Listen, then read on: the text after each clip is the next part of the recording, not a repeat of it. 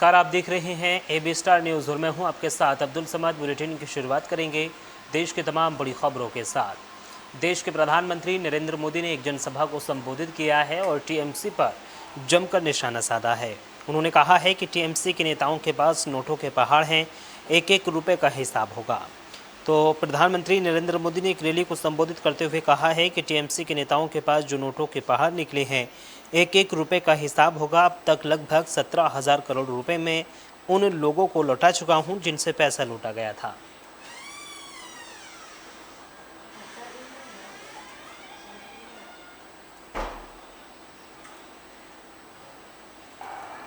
TMC के नेताओं के पास भी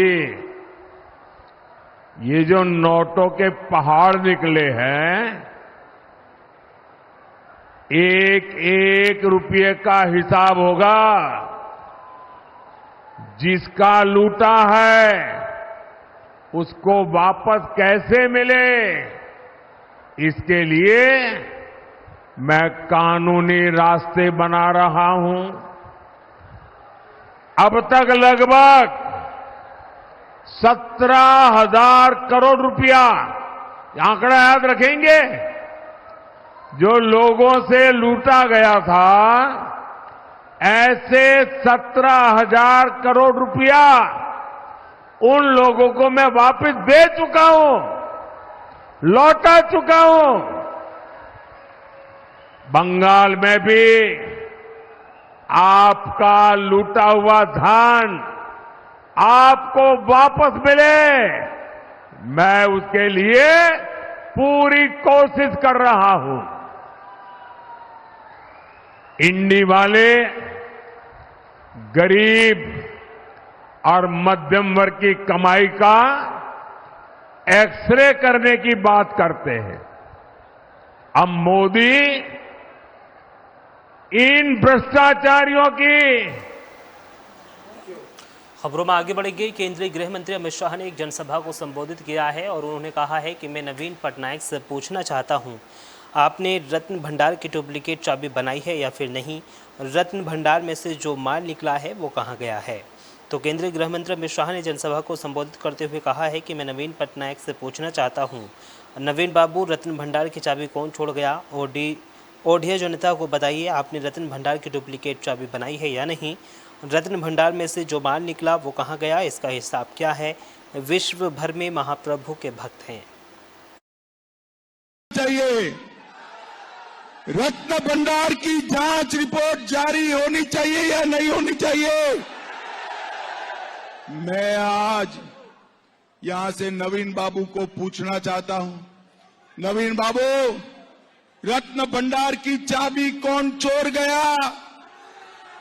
नवीन बाबू, ओडिया जनता को बताइए, रत्न भंडार की डुप्लीकेट चाबी आपने बनाई है या नहीं बनाई है? नवीन बाबू, आप ओडिया जनता को बताइए, रत्न भंडार उसके बाद खोला गया या नहीं खोला गया? और नवीन बाबू, रत्न भंडार में से जो माल निकला वो कहां गया, इसका हिसाब क्या है? भाइयों, मल्लिकार्जुन खड़गे ने एक प्रेस वार्ता की है जिसमें मल्लिकार्जुन खड़गे ने बीजेपी पर जमकर निशाना साधा है। उन्होंने कहा है कि भाजपा ने किसानों की मांग नहीं मानी है। आंदोलन में कम से कम 750 लोग मारे गए हैं। हम MSP की गारंटी के लिए कानून लागू करेंगे। कि उस मोमेंट को तोड़ने के लिए वो हर चीज करते रहे, लेकिन लोग डटे नहीं। और उस वक्त किसानों के आंदोलन में कम से कम 750 लोग मारे गए, मर गए, मारे गए, सुसाइड हो गया, हार्ट अटैक्स हो गए। ये सारी चीजें उस वक्त होने के बावजूद भी मोदी जी कभी ठस का मस वो नहीं बोले और वो हमेशा अपनी ही बात कहते रहे। और शुरू में तो ये बहुत बोले कि मैं वो करूंगा, ये करूंगा, लेकिन उन्होंने कुछ नहीं किया और आज लोग परेशान हैं। और उसके बजाय उन्होंने 3 काले कानून लाया, जो है एक तो मंडी का, एक तो प्राइस इसका फिक्सेशन का, और तीसरा जो अपना एमएसपी के लिए उन्होंने कुछ बात नहीं की, लेकिन उसको निकालने की भी उन्होंने कोशिश की। यानी हर चीज से तंग उन्होंने किया। तो उसीलिए हम एमएसपी की गारंटी के लिए कानून लगाएंगे। ये तो हमारा 5 न्याय जो है, उन 5 न्यायों को हम इम्प्लीमेंट करेंगे, जिसमें एक युवा न्याय है, नारी न्याय है, और किसान न्याय है, श्रमिक न्याय है, और हिस्सेदारी न्याय है। ये 5 हम करेंगे कि उस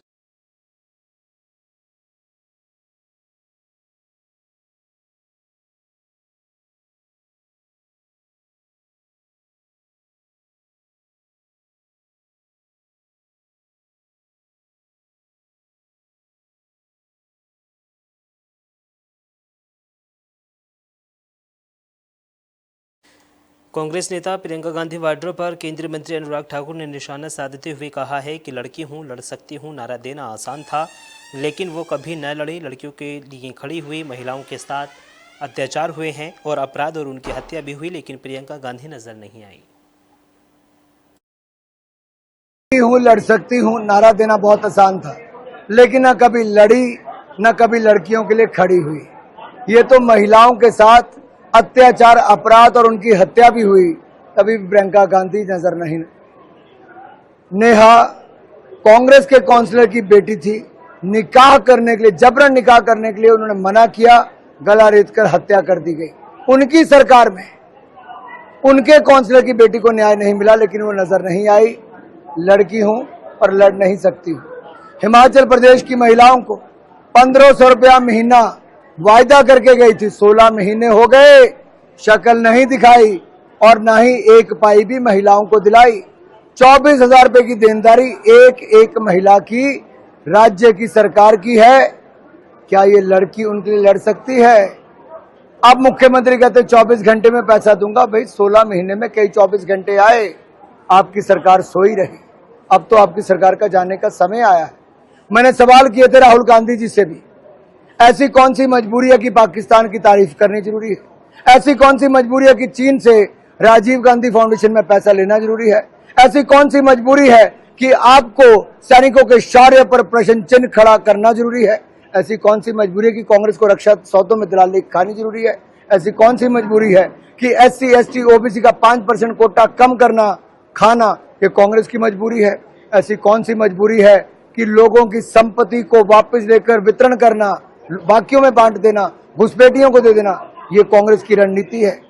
मेरा सवाल है, ऐसी कौन सी मजबूरी है कि सनातन धर्म को कुचलना जरूरी है, राम मंदिर को अपमानित करना जरूरी है, राम मंदिर पर ताला लगाना जरूरी है और राम मंदिर को बलडोजर चलाना कांग्रेस की कौन सी मजबूरी है? क्या मजबूरी है? कांग्रेस पार्टी बताए। हिंदुओं को अपमानित करना, भारत को नीचा दिखाना और पाकिस्तान चीन के तारीफ के पुल बांधना कांग्रेस की कौन सी मजबूरी है?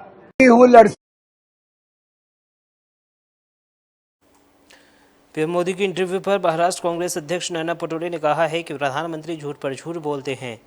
प्रधानमंत्री के पद और गरिमा के लिए ये अच्छी बात नहीं है, लेकिन प्रधानमंत्री नरेंद्र मोदी पीएम होते हुए भी वो कुछ नहीं बोल सकते। आपने जनगणना क्यों नहीं करवाई? जब राहुल गांधी ने मांग की कि जाति आधारित जनगणना हो तो आपने क्यों नहीं किया?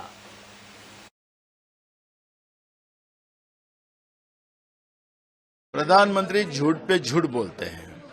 वो इस प्रधानमंत्री पद के लिए और उस गरिमा के लिए ये अच्छी बात नहीं है। नरेंद्र मोदी वो करके वो कुछ भी बोल सकते हैं, लेकिन प्रधानमंत्री कर वो नहीं बोल सकते। लेकिन 10 साल में आपने क्या किया, उसका जवाब देना पड़ेगा। आपने सेंसस क्यों नहीं किया? सेंसस न करने का कारण क्या? डॉक्टर मनमोहन सिंह साहब ने जो सेंसस किया था 2011 में, वो डिक्लेयर आपने क्यों नहीं किया?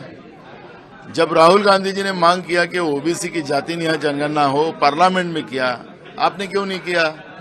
अगर आप ओबीसी के साथ हो, आप दलितों के साथ हो, आप आदिवासी के साथ हो, तो आप 10 साल मेजॉरिटी की गवर्नमेंट में रहने के बाद आपने क्या किया उसका जवाब तो दो।